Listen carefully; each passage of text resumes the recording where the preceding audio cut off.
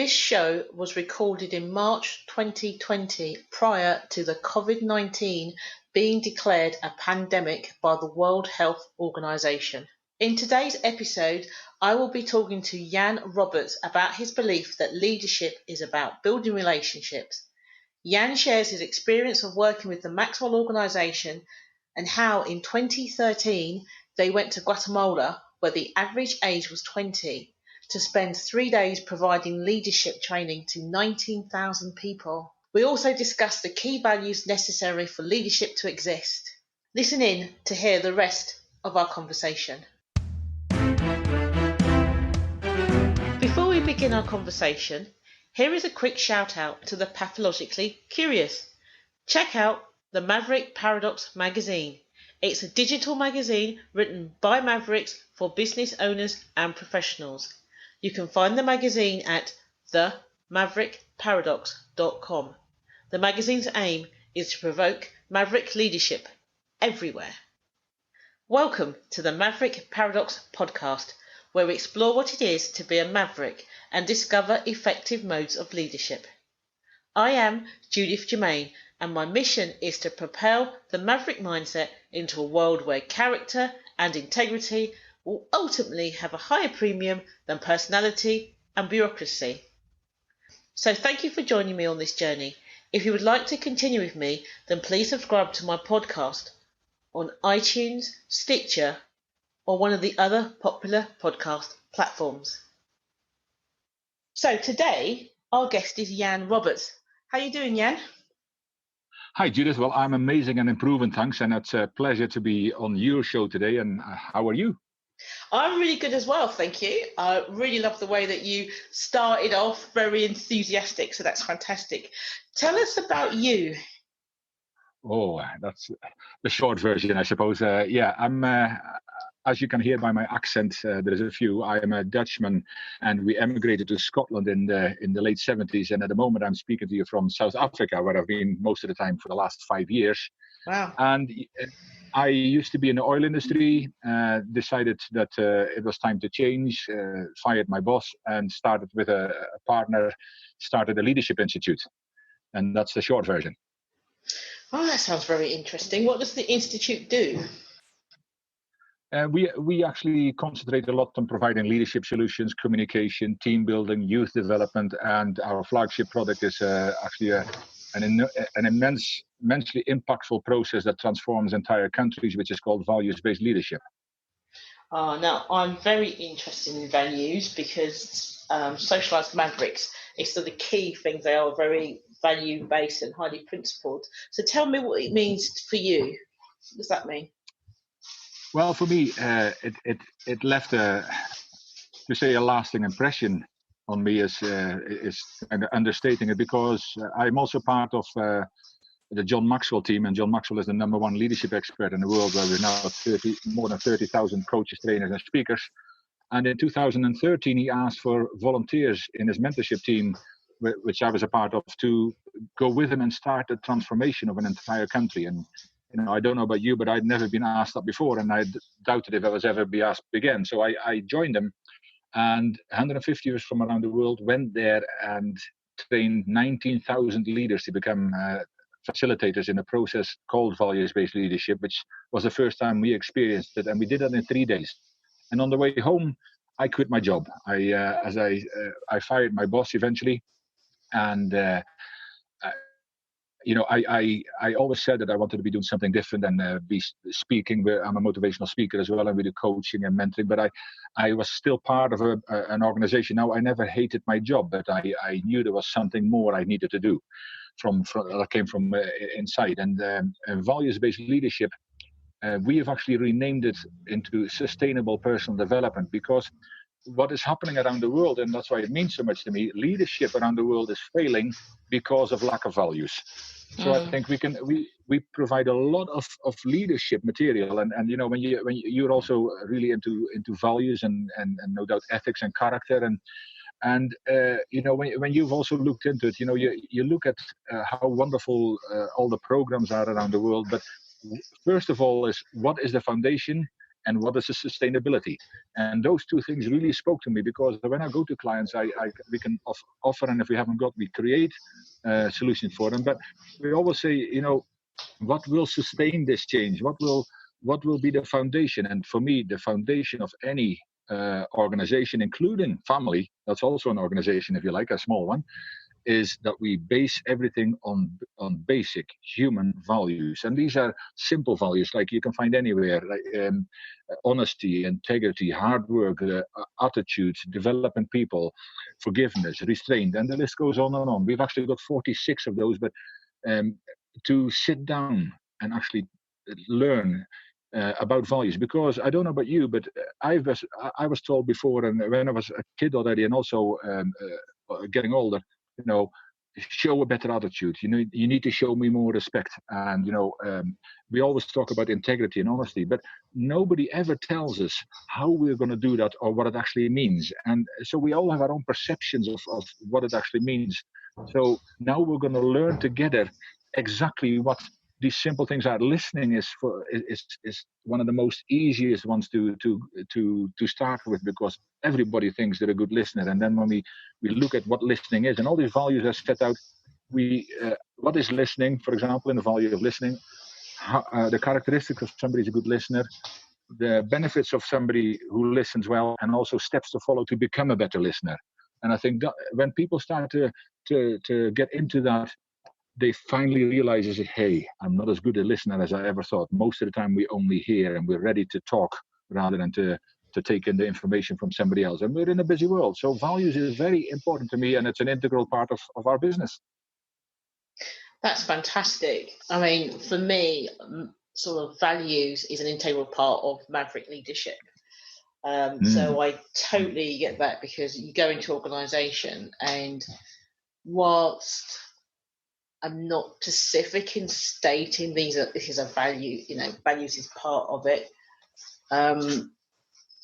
it becomes clear, do you know what I mean, in how you work it out, because I talk about courage, I talk about integrity, I teach people how to be trusted leaders, how to engender trust. So, those values which should be self-evident when you lead are ones that you actually have to actually end up teaching, because you end up being in an environment where trust and objectivity isn't standard. People say it is, but then when you speak to people, they'll say, oh, my boss took credit for that, or he told me this, and in reality it was that. And that's not what leadership is about. So yeah, I am very excited about that. And I remember reading, it's probably a very old book now, John Maxwell wrote a book, I think something like on influence, and the quote was, leadership is influence, nothing more and nothing less. And this is like, I read that years ago, like in 2006 or something, and it radically changed my view on leadership. It was such I wouldn't say confronting, it wasn't confronting because it was shocking, but it was more of a epiphany. Of course it is. Someone's put words to what I knew that I couldn't describe. Do you see what I mean? And it was just like, that's it. That's all it's about. I'm changing everything. And obviously over the years, I've developed my own methodology and theories and whatever. But I remember that whole idea of leadership being influence was such this is it. This was what I was waiting for. These words is what the spark I was looking for. So I find that very exciting. Yeah. Interesting. What country did you go to? You said you went to a country. Which one? Yeah, and that's very insightful what you're saying, because the book is, I think, Becoming a Person of Influence, and I already hear from you when you talk, and that your organization is obviously also very values driven, which is amazing. That's there's no coincidence that we connect. But we went to Guatemala in 2013, and why Guatemala? Guatemala was a country with 14 million people roughly, and the average age was only 20. So if you think we've got problems in the UK, yeah. So you can, I mean, you got any kind of problems from military coups to starvation and low IQ because of malnutrition and all kinds of atrocities. You can think about it. They had it, but it was an amazing experience because of the people. See, people, doesn't matter where in the world you go, we've got the same dreams, hopes, and desires and fears, and at different levels, obviously. But sometimes in the UK, we think we've got challenges, and they did. And so, what happened was we trained in 3 days. We trained 19,000 leaders from all walks of life. I mean, from schools to universities to military academies to the forces to the banks to the hospitals. That is you name it. So exciting. I mean, wow! I wish I was there. Because the whole thing about like socialized mavericks and the Maverick Paradox, it's all about working for the greater good, and it's all about that. It's all about influence, not manipulation. If you're not winning, I'm not winning. And it's, so it's so exciting to imagine going into a country where the people are young enough to take on board what you're saying. That's just amazing. That is. What are the key values do you think that people need help developing or are integral to leadership? That's an amazing question, and for leadership, there is. I mean, I think every single value counts, but I think integrity, trust, honesty, developing people, and communication, transparency. There is quite a few of them, and I think listening is also got to be at the top of that list because everything, as John Maxwell said as well, when you mentioned leadership is influence, nothing more, nothing less. And there is still some people who think influence over people, which you just mentioned, is manipulation, but it's influence with people. So how do you get influence with people? And leadership, full stop, is all about building relationships. We've got all these fancy titles like authentic leadership, intentional leadership, relational leadership, and everything comes down to building relations, because those who can build the best relations become the best leaders. So if you look at the different kind of values that are involved there, how do you do that? Well, you build relationships with people when you start asking questions and then listening, and that is really the basis of coaching, of course. So listening is definitely high up there. I think learning to understand people, and first of all also understanding yourself, because for all of us, we however much we want to do, we cannot what we haven't got, and we need to find out what is it that we need, and what are our strengths. So there's a whole thing about that. And even though we went to Guatemala that was the first time it ever happened. In 2016 we went to Paraguay, where they have 7 million people, average age 21, so only slightly better, and we trained 17,000 leaders in a week.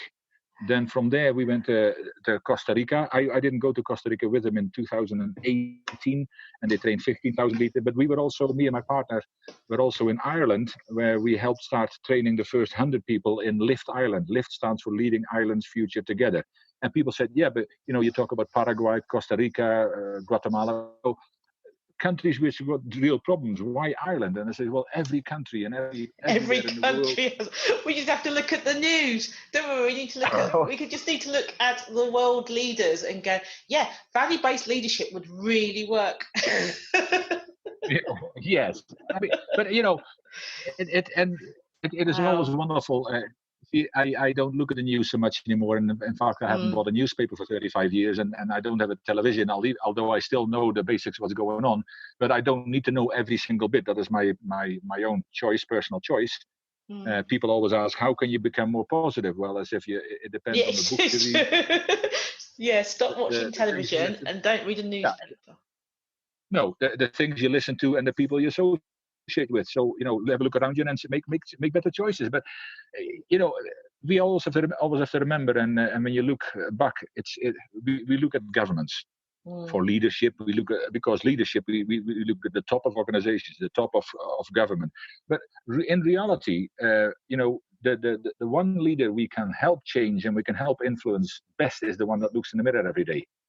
Because we're all leaders at different points and different levels. I mean, if you help somebody, and I like to think about but we are at every point we have leadership qualities.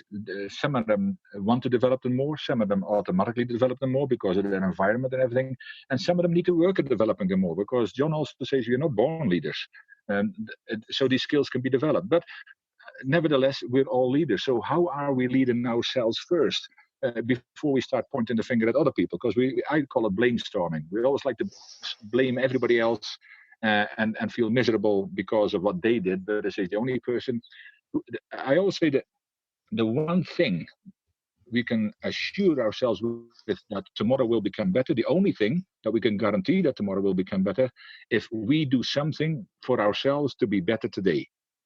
And that takes self-leadership. That is so interesting. It looks like we are so attuned.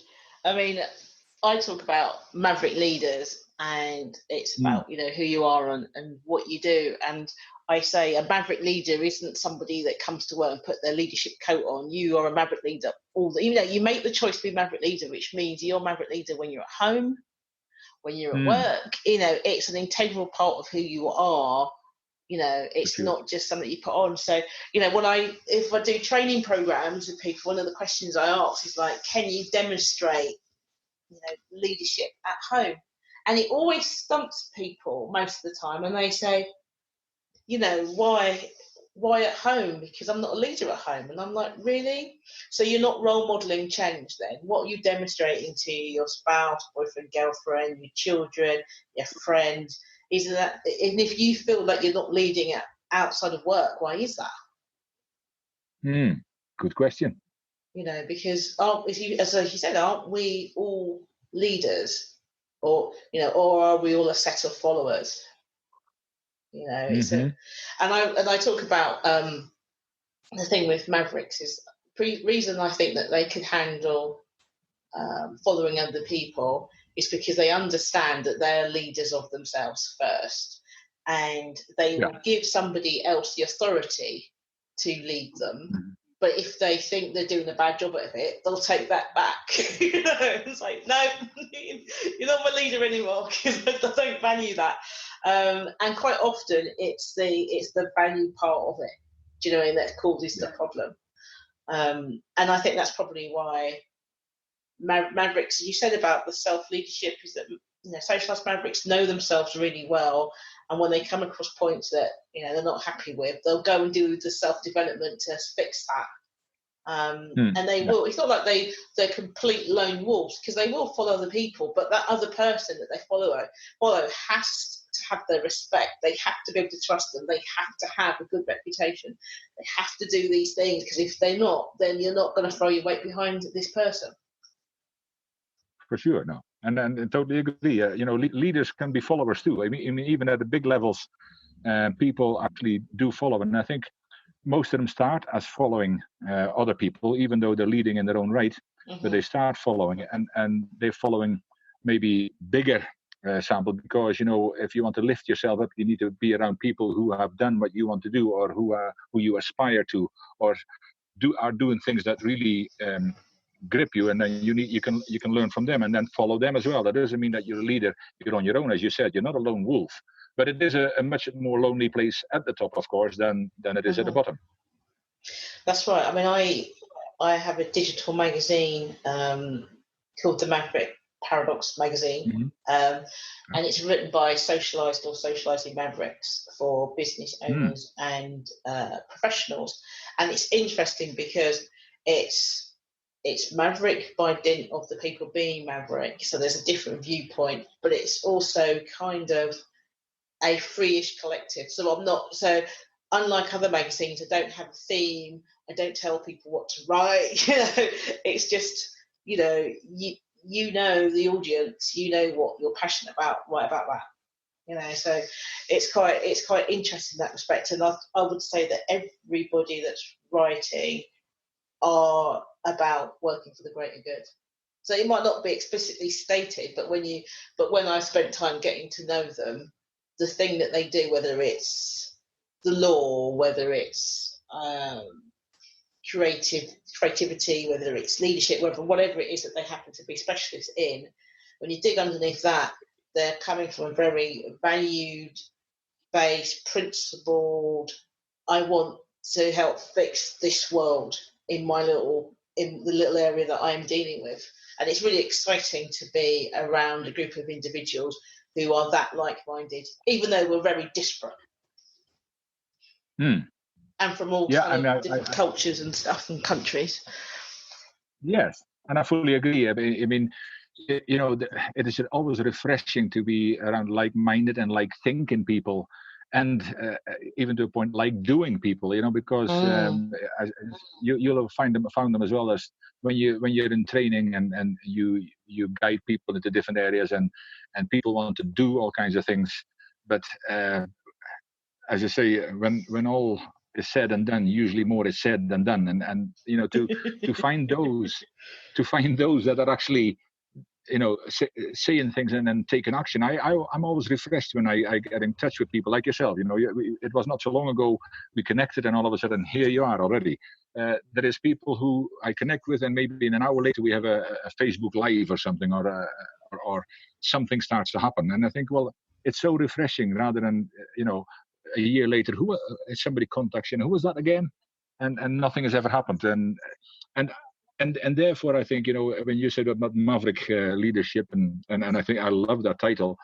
And my partner is actually writing a book just now, which is nearly finished, and it's called The Compassionate Leader of Influence, which is something amazing, and I already know it's a masterpiece. But you know, this whole influence, you mentioned at the very start as well, and whether it's a maverick influence where people don't follow the guidelines of the mainstream, because the mainstream has got us where we are today. And as I think it was Einstein said, the problems we have today came about because of the thinking we've had thus far. So that same kind of thinking will not solve those problems. Now, so if we keep following that like sheep and follow the same mainstream stuff that we've been following all along, then are we surprised that we keep having the same kind of problems and challenges around the world? I shouldn't think so, but I mean, we don't ask the right questions. No, and I think when I talk about trust and leadership, I say to people, you know, you have to kind of genuinely care about the people you're leading. And sometimes people look at me like, I don't understand why. It's like, well, why would somebody follow you if they know you don't actually care? Because you know, we're not in I mean, Mavericks have always been like that, but generally speaking now, we're not in a economy or a culture where you can just use and abuse people, you know, at work, and they will put up with it. You know, there are, you know, it's a buyer's market. You know, talented people are now going to where they want to be, with appreciated somewhere that they respect. They're not going to put up with the things that previous generations put up with. And if you've got a boss that clearly doesn't care about you, I don't mean someone who's always hugging you and stuff like that, but I mean someone who just doesn't care how you feel about X or Y, then why work for them? Just work for somebody else that does care. And I think that caring, I can say that caring also, it's not just the people, it's also what the business does. So, you know, working businesses that, you know, pollute the environment or treat people bad are finding it harder to recruit good, quality, talented individuals, because nobody wants to be associated with a company that, you know, that is doing some bad things in the world. No, that's for true. No, that's true. And what you said as well is about leaders who care. I mean, if you're a leader and you don't care whatsoever, you're not a leader, you're a boss. Yes, I mean, you might call yourself a leader, but I mean that doesn't happen. And you know, they don't. People normally don't leave organizations; they leave people. You know, and they don't. I mean, as the saying goes, people don't care how much you know until they know how much you care. And you know, that doesn't mean that every day you've got to walk around the shop floor and talk to everybody about the family and all that kind of stuff. But if you start opening yourself up and connecting with your people, because your people are your most important asset in any organization. We're getting into the digital age now, or we're well into the digital age. And I had a conversation with somebody else the other day, and I said, you know something, I've said this for a long time, what is happening is we are so concentrating on digital age. We're afraid of robots and all that kind of stuff. Yet we're creating robots, human beings sitting, surrounding themselves with electronics and forgetting the human connection. And what we need together. I mean, the digital age. In fact, yesterday I wrote something in LinkedIn about the top 3 skills that need to be developed in organizations by a survey LinkedIn did themselves. So I wrote an article on the strength of that, and the 3 things are leadership, creativity, and communication. And then a talk I attended the other day was about the 5th industrial revolution. Yeah, we're not even fully engulfed in the 4th one yet, but the 5th revolution is going to take us back to the human touch. And I thought, well, I mean, it's not strange enough, because people are getting lonely at any age now because we're connected to machines and we're not connecting with each other anymore the way we should. No, I think that's so true, and it's surprising that people don't seem to get that. That I think what it is that if you say you have to care, people think you mean you need to be weeping all the time and not efficient and chatting, and you know what I mean. I don't think people are really seeing what you and I mean. It's just like so if you're going to, I mean, if you're going to influence somebody, then they need to be engaged with you, you know, purpose, values, and all the rest of it. And for you to be able to influence, you need to know the person. And the only way to know them, as you said before, is like building that relationship. And you can't build a relationship if you're thinking of a manipulation of how can I use this person. You know what I mean? If you're thinking like, how do I use this person? So I'll ask them about, you know, their sick mother because then they'll like me. People aren't stupid. They know that. You know, you have to genuinely care. You know, so there is that for those that care only about the bottom line, there's the bottom line for you. If you don't care, then that's what's going to. Because I remember I was working for an organisation and, you know, working very hard for the organisation and doing long hours and everything. And then a very, very, very close friend of mine committed suicide on the Sunday. And I came to work on the Monday.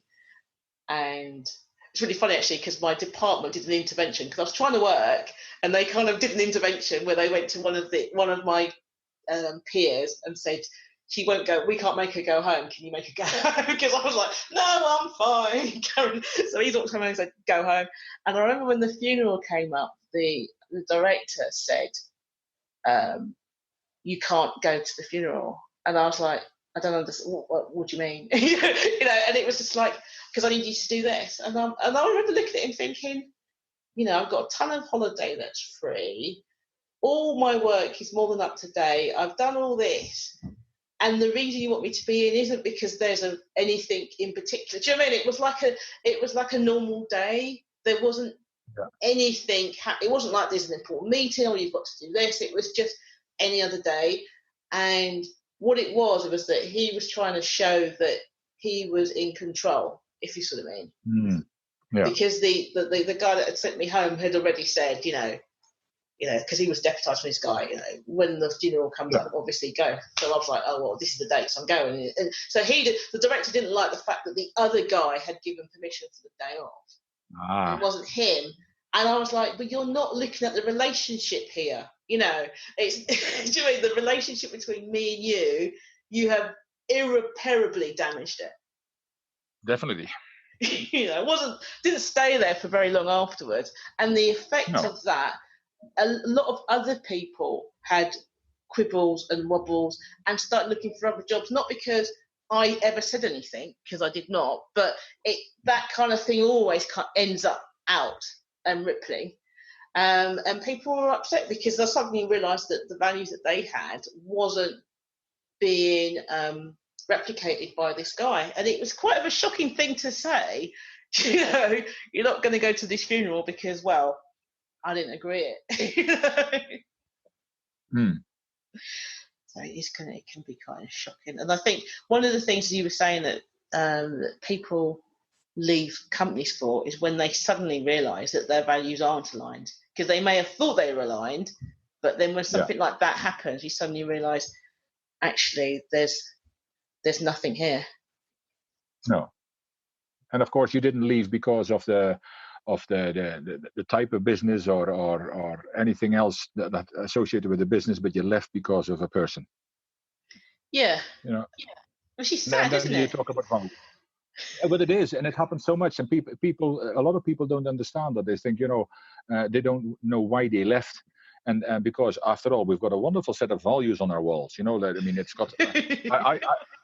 I'm always fascinated when we walk into an organization and they've got 5 or 6, 7 values on the wall, and one of them is honesty. Because when they've got values on the walls, do they not hope that people will strive to aim towards those values? So if they're on the wall, does that mean? If honesty is on the wall, does it mean they don't believe people have honesty, but they hope they become honest? That should never be on the wall, because you should expect people to walk in the front door being honest before you even hire them. Otherwise, best not to hire them. And we always say in one of the statements for values-based leadership that we're going to take the values off the walls and put them in the hearts and the minds of people. Because that's where they belong. Most of the people haven't even bought into the values in the organization. Half of them don't even know what they really mean. And then the company, when they have visitors, they point them to, we have these wonderful values. That's our motto. That's what our team is striving towards. And then they say, well, how many of these people in your team, whether there's 50 or 50,000, how many of them have actually bought into this, and how many actually know exactly what they mean? And sometimes when we ask the CEO or top management, do you actually know what your values are? And they said, and most of them don't know. And it says, you expect your people to buy into your values, but first of all, you don't know what they are. So is there any chance that your people know what they mean, never mind what they are? Well, people do what they see, don't they? Of course, yeah. And if your manager isn't doing, obviously you might just have one manager, but if the organisation itself is not demonstrating a certain value that they say they hold dear, then you're not going to believe them on that value or any of the other ones. No, because if you're lacking on that one, what else do you lack? And it's not always the words that come out, because I say it's the same as walking into a room. Sometimes it's full of high energy and there's laughter and all, and sometimes it's sad. And I hope it's not because you walk in the room, but you have this feeling. You don't need to be told, and it's people start employees start talking amongst themselves and outside of work and in the tea room and around the coffee machine and all that kind of stuff. But top management still think that everything's fine because they're in their little cocoon. And I think and then we go back to leadership. We go full circle. What are your values, and how can you connect better with your people? And what are your core values, and how? People have asked the question as well, and you already talked about this. Does what happens at work affect you at home, and does what happens at home affect you at work as an employee as well as a leader higher up the ladder? And of course, you can't leave everything at the front door, and if you have no integrity at home, but you want to show this at work, it doesn't work. And so many other values don't work. If you have issues in the home, you can try as best as you like to separate them, but people will get to know that there is something not right in what you do, and that causes the value of trust to drop, and then the value of trust drops, then the integrity there's something wrong, and all these values have got a domino effect. You either stand them up or they fall down. But I think we should really build ourselves up. I think that's so true. I remember, I can say hundreds of years ago, but I'm not really that old.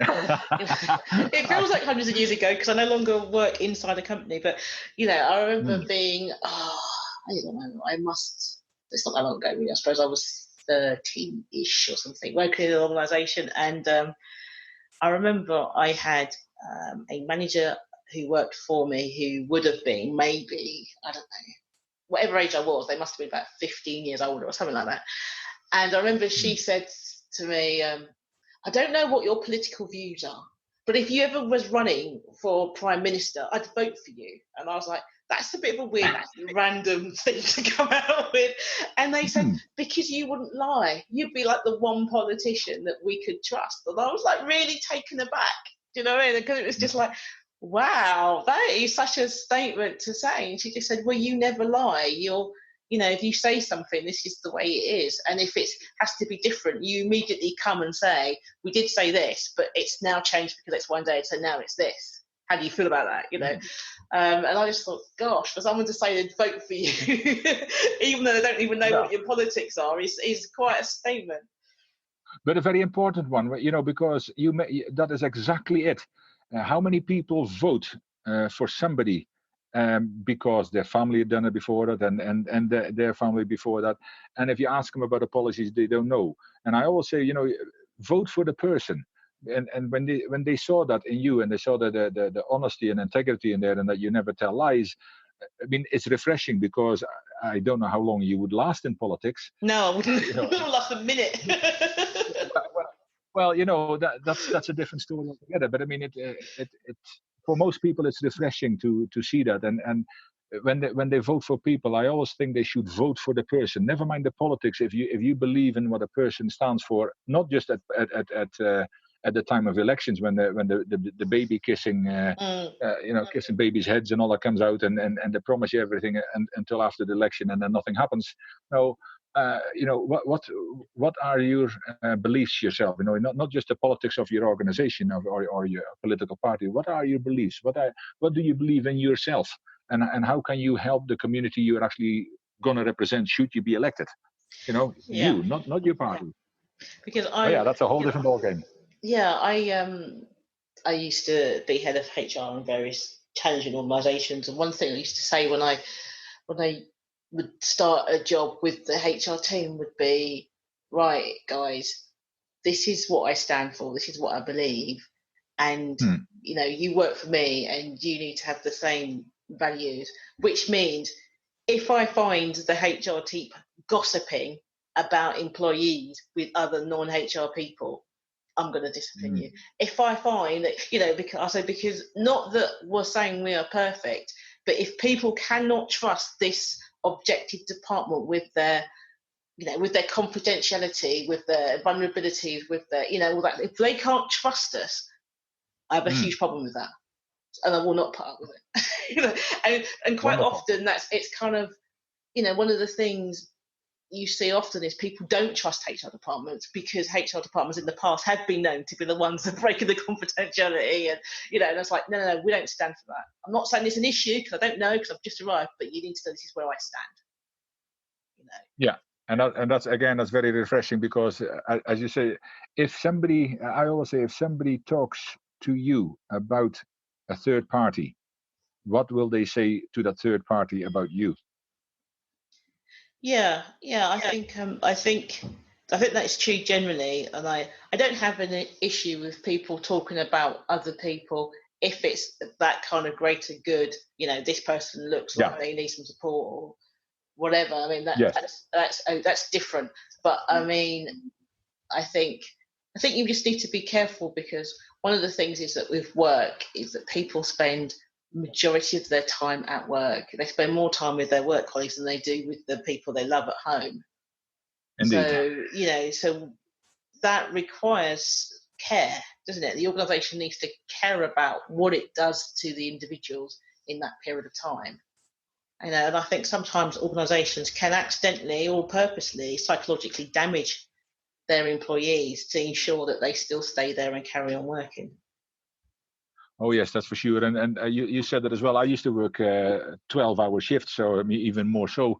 And somebody said to me very early on when I started in the oil industry, and it was quite often 7 12-hour shifts, and they said, it's bad if you can't get home with your family, but if you can't get home with your colleagues, you're in trouble, because you spend far more time with them than you spend at home, which then they can't talk about work-life balance either. But I mean, at that time, it was the truth. And I looked at it, I said, of course, because by the time you go home, you travel, and then you sleep for some hours. So you spend very little time with them, and especially working long hours, which in the UK, we used to be very used to. They say make hay while the sun shines. So when there is work, we work all we can, and then work stays, and we still work all we can. And well, that unpaid overtime, yeah.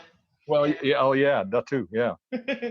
I know it is a bit worrying, and I think that's why I'm a bit skeptical and concerned in a way with the way that some of the organisations are working. So hot desks, for example, hot desks are really great idea, but not if you're hot desking everybody all the time for no other reason than it's great for people to move, because psychologically it's very difficult to work in an environment like that, you know, where you don't know who you're going to sit next to, and you know, it doesn't make it less gossipy, but what it does do, it means that people spend more time on emails and stuff because they can't just turn around and ask the person, you know. And often people are co-located because they're the right people to be, you know, you put this department next to that department because these two departments need to talk a lot, or you know, or within a department, you know, you have this subgroup with that subgroup. But when everybody's all over the organisation on lots of different floors, you take away the innovation, you take away creativity, you take away the social need that people have at work,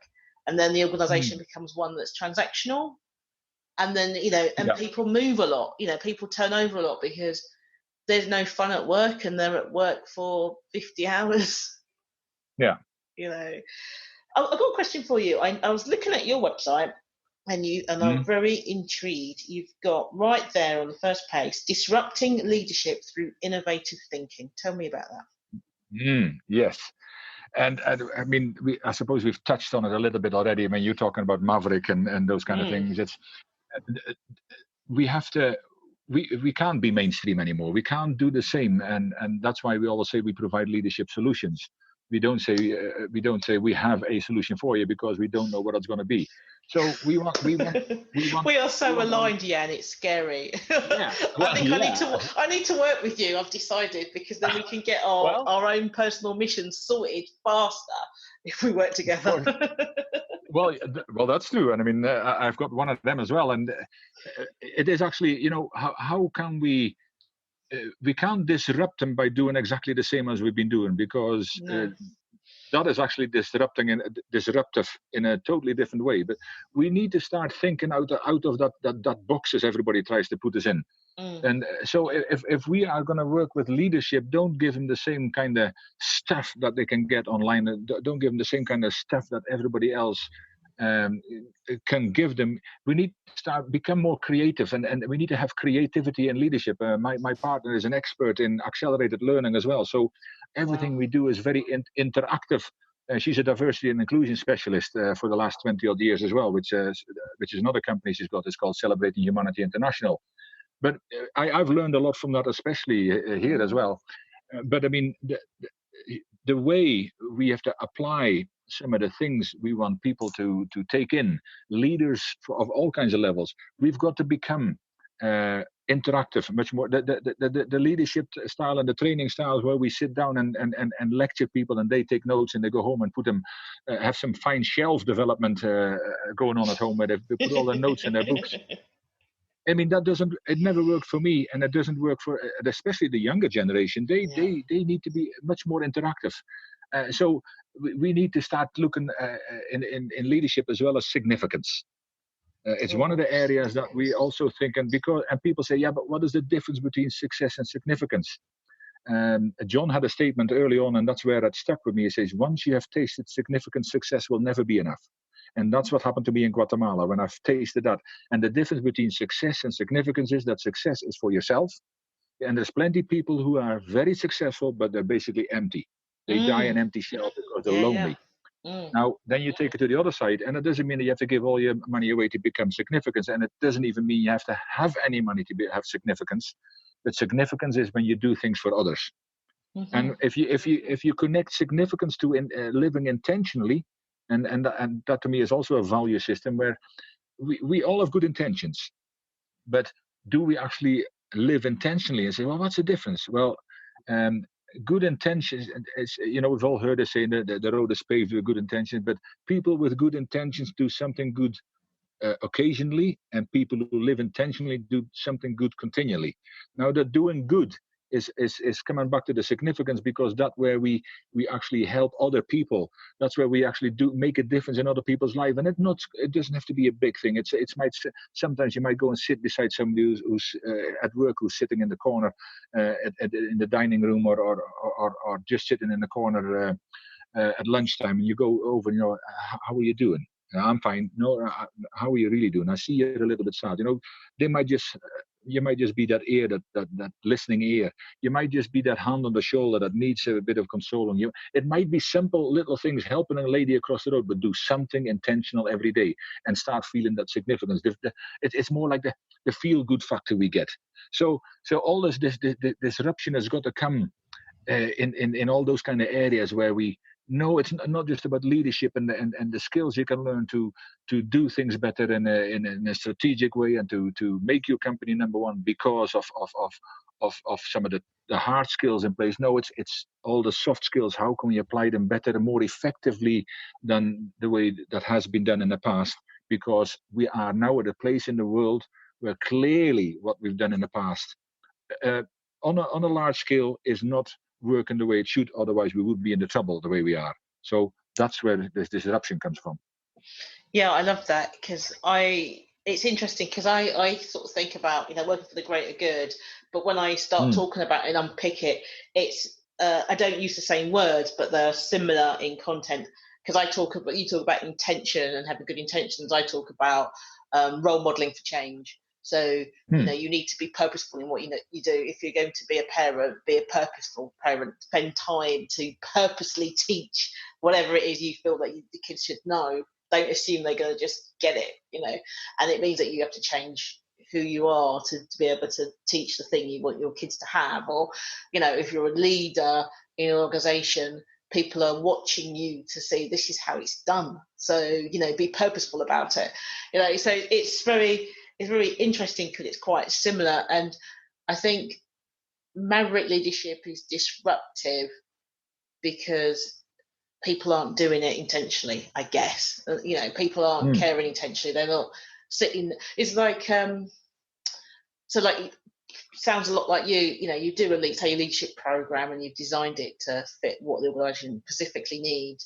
And in the modules that you're doing, they're actually working on live issues in the organisation, so that that they leave at whatever time it finishes at 4 or something, and the next day they can do. They've gone, right, I've done that. They can go, it's like, right, that's 3/4 done. And then, so they can actually action the thing because, Mavericks is all about execution, successful execution. So you want them to be able to actively do stuff. And I think what you're saying as well is like, I think as a Maverick leader, you notice, so you might be, whether you're coaching or mentoring or training or just talking to somebody, you can see the change in the person's face and how they impact what you're saying, and you can deal with it. And you can do it in a way that, so you might be doing a training course or maybe a mentoring session, and you notice that something's hit for somebody and they've had an emotional reaction to it, and you can see what's the best way to deal with that. Is it to